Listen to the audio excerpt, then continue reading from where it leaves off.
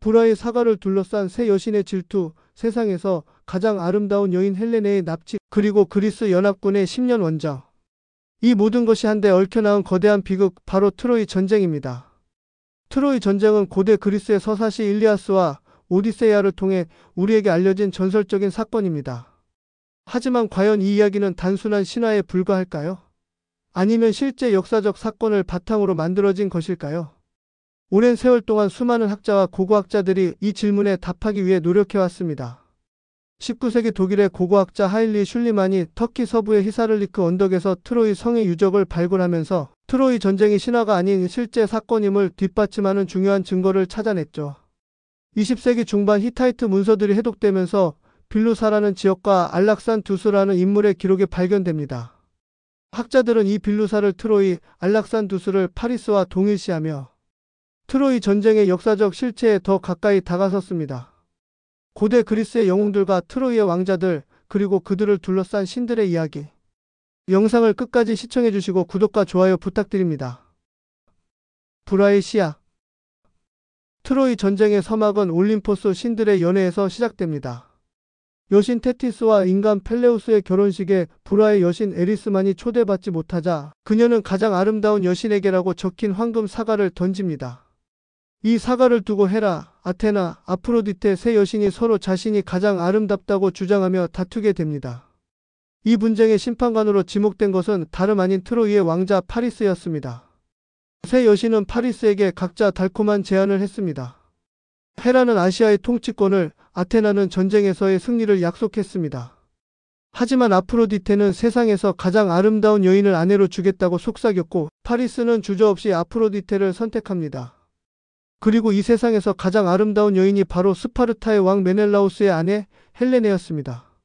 학자들은 이 신화적인 이야기가 실제로는 당시 국제 정세의 복잡한 역학관계를 은유적으로 표현한 것이라고 해석하기도 합니다. 고고학적 증거에 따르면 트로이는 다르다넬스 해협의 요충지에 위치해 흑해로 향하는 무역로를 통제하고 있었습니다. 따라서 파리스의 헬렌의 납치는 단순한 치정극이 아니라 트로이가 그리스의 무역을 방해하자 그리스가 이를 복수라는 명분으로 공격한 것일 수 있다는 가설도 제기됩니다.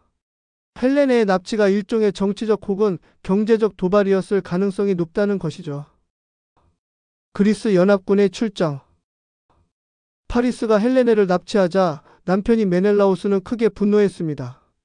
그는 형인 미케네의 왕 아가멤논에게 도움을 요청했고, 아가멤논은 과거 헬레네의 구원자들이 했던 헬레네가 납치되면 모두 함께 힘을 합쳐 복수한다는 맹세를 상기시키며 그리스 전역의 영웅들을 소집합니다. 이 맹세는 그리스 도시 국가들이 외교적, 군사적으로 맺은 강력한 동맹 관계를 신화적으로 표현한 것으로 해석됩니다. 이때 그리스 연합군에는 전설적인 영웅들이 대거 참여했습니다. 불멸의 전사 아킬레우스는 그의 어머니 테티스가 반대했음에도 불구하고 영원한 명예를 얻기 위해 전장에 나섰습니다. 아킬레우스는 그리스 연합군에게 없어서는 안 될 존재였죠. 지락과 오디세우스는 참전을 피하려 했지만 결국 발각되어 합류하게 됩니다. 이 외에도 큰 아이아스, 작은 아이아스, 필록테테스 등 수많은 영웅들이 트로이로 향하는 대장정에 올랐습니다. 하지만 그리스 함대는 순조롭게 출항하지 못했습니다. 아가멤논이 사냥 도중 아르테미스 여신의 사슴을 죽여 여신의 분노를 샀기 때문이죠. 결국 여신의 노여움을 풀기 위해 아가멤논은 자신의 딸 이피게네이아를 제물로 바쳐야만 했습니다. 이 끔찍한 희생 이후에야 비로소 그리스 함대는 순풍을 타고 트로이로 향할 수 있었습니다. 이피게네이아의 희생은 그리스 연합군의 비극적인 결의를 보여주는 동시에 전쟁의 비극성이 이미 시작되었음을 암시하는 사건이었습니다. 10년간의 공방. 그리스 연합군이 트로이에 도착했을 때 그들은 견고한 성벽에 막혀 큰 난관에 봉착했습니다.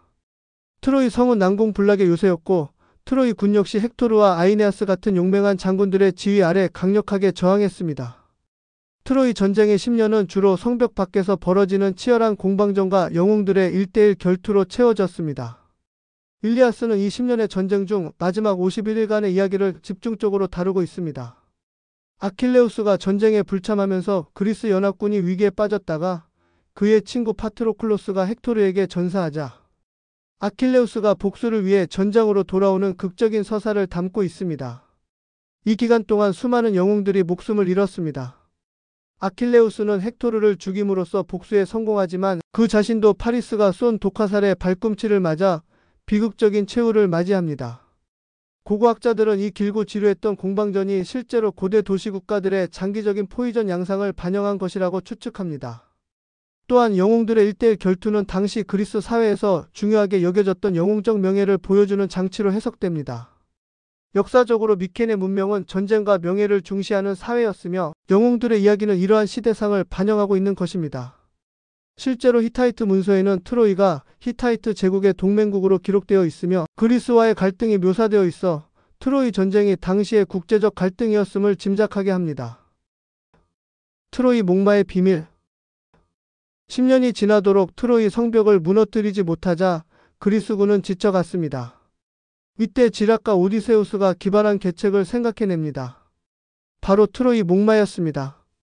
그리스군은 철수하는 척하면서 거대한 나무 목마를 트로이 성문 앞에 남겨두었습니다. 목마에는 오디세우스와 정예 병사들이 숨어 있었죠. 트로이 사람들은 목마를 승리의 전리품으로 여기고 성 안으로 들여놓았습니다. 트로이의 예언자 라오콘은 그리스인의 선물을 믿지 말라고 경고했지만 바다에서 나타난 거대한 뱀이 라오콘을 죽이자 사람들은 이를 신의 징벌이라 생각하고 목마를 성벽 안으로 들였습니다. 이날 밤 트로이 사람들이 축제 분위기에 취해 잠든 사이 목마 안에 숨어있던 병사들이 나와 성문을 열었고 숨어있던 그리스 연합군이 성 안으로 들이닥쳤습니다. 이 사건은 오늘날에도 트로이 목마라는 단어의 의미처럼 교활한 속임수와 기만 전술을 상징하게 되었습니다. 하지만 고고학자들은 실제로 거대한 나무 목마가 있었을 가능성은 낮다고 봅니다. 대신 이 이야기는 당시의 군사 기술이나 전술에 대한 은유일 수 있다고 추측합니다. 예를 들어 목마는 새로운 형태의 공성 무기였거나 혹은 지진으로 성벽이 무너진 것을 목마라는 상징적인 존재로 표현했을 수도 있다는 가설입니다. 또한 목마라는 단어가 배를 의미하는 은어였을 가능성, 즉 그리스군이 배를 이용해 성벽 내부로 침투했다는 이야기를 목마로 미화했을 수도 있다는 흥미로운 가설도 제기됩니다. 승자와 패자의 비극적인 운명. 목마의 계략으로 트로이는 하룻밤 사이에 함락되었습니다. 도시 전체는 불에 탔고 트로이의 왕 프리아모스와 왕자들은 모두 살해당했습니다. 살아남은 트로이의 여인들은 그리스 병사들의 노예가 되었고 왕자 아이네아스만이 신들의 도움을 받아 탈출에 성공합니다. 그의 후손들이 훗날 로마를 세웠다는 전설은 로마인들에게 큰 자부심을 주었습니다. 한편 승자인 그리스 영웅들의 운명도 순탄치 않았습니다. 아가멤논은 고향으로 돌아온 후 아내 클리타임네스트라에게 살해당했고 오디세우스는 10년간의 험난한 방랑 끝에 겨우 고향에 도착합니다. 트로이 전쟁은 단순한 승리와 패배의 역사가 아니었습니다. 전쟁은 양측 모두에게 깊은 상처와 비극을 남겼습니다. 결론적으로 트로이 전쟁은 고대 그리스와 히타이트 문명 사이의 역사적 충돌을 바탕으로 신화적인 요소들이 덧붙여진 이야기일 가능성이 높습니다. 19세기에 슐리만이 트로이 유적을 발굴하면서 역사적 근거가 드러났고 20세기 중반 히타이트 문서들이 해독되면서 빌루사와 알락산두스의 기록이 발견됩니다.